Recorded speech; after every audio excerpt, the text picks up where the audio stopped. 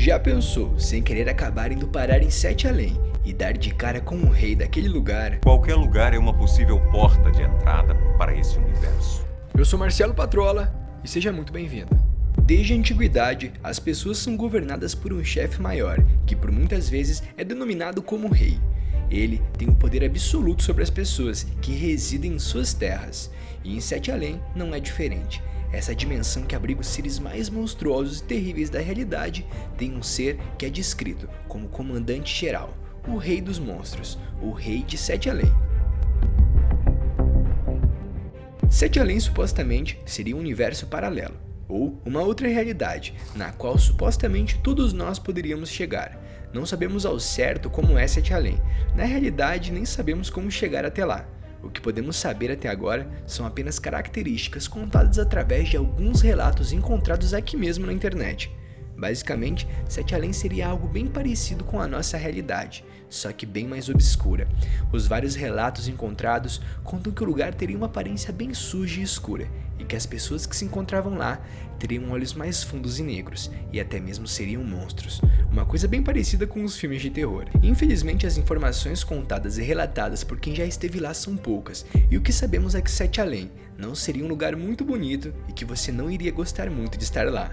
Segundo os relatos de Sete Além, seria totalmente obscura, e as pessoas que se encontravam lá teriam os olhos negros, como se as suas almas houvessem sido sugadas por alguma coisa, e elas estariam se tornando monstros. O nosso relato começa na Romênia, o relato de um viajante que foi postado em um fórum do Reddit. Ele começa se apresentando: eu sou da América, mas fui para a Romênia 9 anos atrás, e sempre adorei muito fazer caminhadas e explorar as belas florestas daqui que nós temos. No entanto, existe uma floresta que é considerada incrivelmente assombrada, e até acreditam que ela é uma porta para o mundo antigo. Tanto que as pessoas às vezes desaparecem nas trilhas e se são deixadas muito para trás, desaparecendo sem deixar rastros. Você já deve ter ouvido falar da floresta Roia Bacil, localizada na Transilvânia, que é uma região da Romênia. Se não, eu posso te dizer rapidamente que muitas coisas estranhas acontecem naquela floresta, não apenas desaparecimentos, mas luzes estranhas no céu, árvores crescendo inexplicavelmente em padrões estranhos e tortos, aparições e até mesmo relato de pessoas normais enlouquecendo do nada, agindo erraticamente até deixarem a influência da floresta. E é esse o contexto da minha história, durante minha primeira e única visita àquela região. A lenda que os habitantes falam de um ser grande com chifres que se intitula o Rei, e ele anda por lá. Tudo começou quando fomos caminhar em direção a uma cachoeira. Eu ainda estava a alguns quilômetros de distância, e cada vez que andávamos era como se a trilha ficasse mais apertada, tão estreita que era como se todas as trilhas houvessem desaparecido alguns momentos depois, e a nossa bússola, que era o nosso único caminho de volta à civilização, estava dançando loucamente, como se os polos magnéticos da Terra dançassem ao redor de nós. A certa altura, Noah, que era o guia local, nos parou e disse para ficarmos parados. Eu imediatamente vi a hesitação e medo nos olhos da mulher local que estava conosco. Ele sussurrou: fiquem aqui até eu voltar. O silêncio e a calma enquanto esperávamos ele eram terríveis. Um chiado fraco e ecoante soou de longe, enquanto as árvores rangiam como dobradiças enferrujadas em uma velha porta de madeira. Um ecoando tão abrasivo que parecia que estávamos presos sobre um enorme telhado de zinco. Eram como se fossem estalos. Eu perguntei à mulher que estava ao meu lado: você acha que isso é um animal?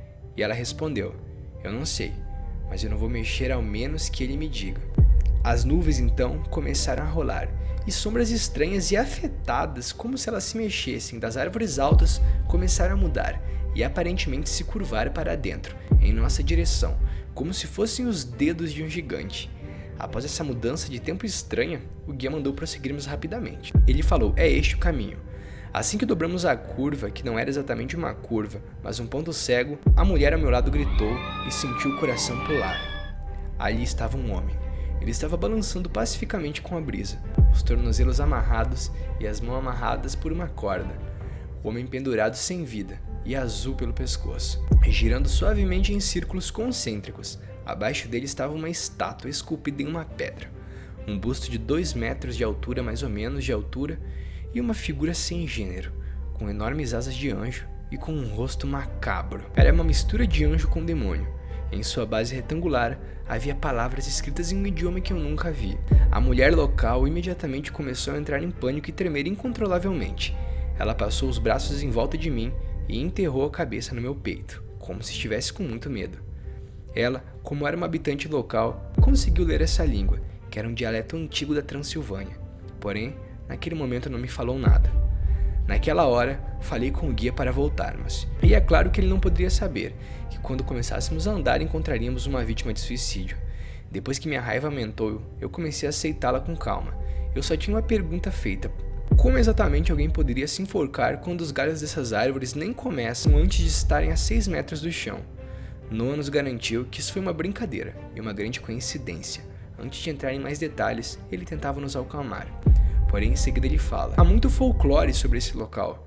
Ele começou enquanto caminhávamos casualmente sobre o cadáver pendurado. A mulher então, segurando meu braço com força e chorando baixinho, assustada com o que havia lido ali.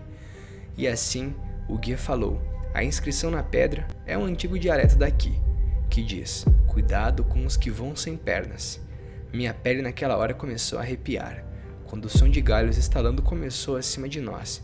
Eu senti algo mudando na minha visão periférica para cima. Quando o medo começou a me consumir, ele continuou: quanto mais nos afastamos da civilização, mais monumentos encontramos. Perguntei a ele o significado daqueles que vão sem pernas, e ao fazer isso, pude sentir a pulsação em minhas artérias, conforme minha pressão arterial disparava. Ele contou sobre a lenda que antigos contam, de que existe um portal para outro mundo aqui, e que às vezes ele está aberto, e as pessoas passam sem querer, e não voltam. Ou mesmo reaparecem anos depois, completamente loucas e insanas, e relatam um mundo cheio de monstros. Conte-nos o que é isso, eu disse à moradora. Finalmente então, ela desabafa. A maioria dos seres que passam pra cá vem de diferentes lugares do tempo, mas estão todos conectados a uma narrativa, e esse enredo é a base para as assombrações neste lugar. Mas a minha perspectiva são simplesmente interpretações pervertidas do significado original que eu acabei de descrever. Aquelas inscrições na pedra diziam que a entrada de Sete Além é aqui. Volte agora. Quanto mais andávamos, mais denso ficava o ar. Eu quero voltar, eu disse ao guia. Ainda frustrado, ele disse para prosseguirmos. Comecei então logo a implorar para voltarmos, até que vimos algo inacreditável. Olhando ao horizonte, no alto das montanhas, eu vi seres estranhos. Eram como se fossem seres humanoides peludos, como se eles estivessem nos observando, nos olhando de longe e se organizando. Naquela altura eu não tive dúvida que nos aproximávamos de algo grande. Então o guia nos disse que não poderíamos voltar, pois o rei havia mandado prosseguirmos. Naquela hora, quando ele se vira para nós, vimos seus olhos negros e corremos de volta desesperados. As criaturas que até agora estavam longe já estavam próximas, a passo que ouvimos os seus estalos chegando perto, até que cheguei aonde o homem havia se enforcado. Só que ele não estava mais lá, apenas parte de seu corpo desmembrado. Quando tropecei, caí em uma fenda e me escondi ali mesmo. Esperei horas, a noite veio e permaneci ali. Quando saí, no outro dia de manhã, com o sol a pino, era como se aquele ar denso houvesse sumido. Quando retornei ao vilarejo próximo em busca de ajuda, os habitantes me disseram que aquilo que eu passei não era exclusivamente meu. Aquilo não era único. Que de anos em anos, alguém relata passar para Sete Além. E quando eu entrei lá, eu encontrei o rei. Eu escutei atentamente e olhei para cima, em uma preocupação silenciosa, apenas percebendo que o animal que estava nos seguindo era o rei de Sete Além, e que ele havia nos deixado entrar em Sete Além por algum motivo, que eu não quis ficar lá para descobrir. Como derrotar? Para a gente entender o como derrotar de hoje, é muito importante a gente lembrar da temática de como um rei funciona. O rei por si só, ele é caracterizado por rei por ter poder sobre os outros. Então possivelmente essa criatura, ela não só comanda as criaturas que vivem lá, mas comanda quem passa e quem sai. Então é muito provável que o rei de Sete Além de alguma forma corrompeu o guia e o convenceu a trazer aquelas pessoas para lá. Desse modo, quando eles entraram lá dentro, o rei já estava esperando eles. Ele só precisava que eles passassem por algum local que fosse o portal e que o guia conseguiria guiar as pessoas que seriam as vítimas. Para a gente entender como derrotar esse ser, é muito importante a gente lembrar que o Rei de Sete Além, por mais que ele estivesse no nosso plano, ele não nos atacou. Ele precisava nos levar para Sete Além, como a gente já viu em outros relatos de Sete Além. Então é importante a gente saber que o como derrotar o Sete Além desse rei é a gente a todo momento ter como diretriz principal tentar voltar para o mundo real. Afinal, no mundo real ele não pode nos atacar. Ele pode nos ferir, pode nos levar, mas não nos matar. Dessa forma, a primeira coisa que faríamos, conforme reparávamos que o Rei de Sete Além estava próximo, seria voltar exatamente por onde estivéssemos. Aí você vai se perguntar, Patrola, mas se eu tentasse voltar e por acaso ele estivesse na frente do caminho, igual você prosseguiria? Você tentaria fazer o mesmo caminho, porque como a gente viu, a passagem para Sete Além não é uma passagem física. Ou seja, ela é uma passagem que ela está ali, ela é igual nos dois mundos. É um mesmo local que é igual entre os dois mundos. Então ela não vai ser uma porta que a gente vai passar exclusivamente, mas sim um local, uma fenda no espaço-tempo que quando você atravessa aquilo, você passa para outra realidade. Então o modo de derrotar o Rei de Sete Além seria fugindo. Afinal, como sabemos, os relatos são tão escassos desse ser que a melhor forma de fazer com o Rei de Sete Além é fugir, pois como sabemos, derrotar o rei não é tarefa para qualquer um. E eu vou ficando por aqui e até a próxima!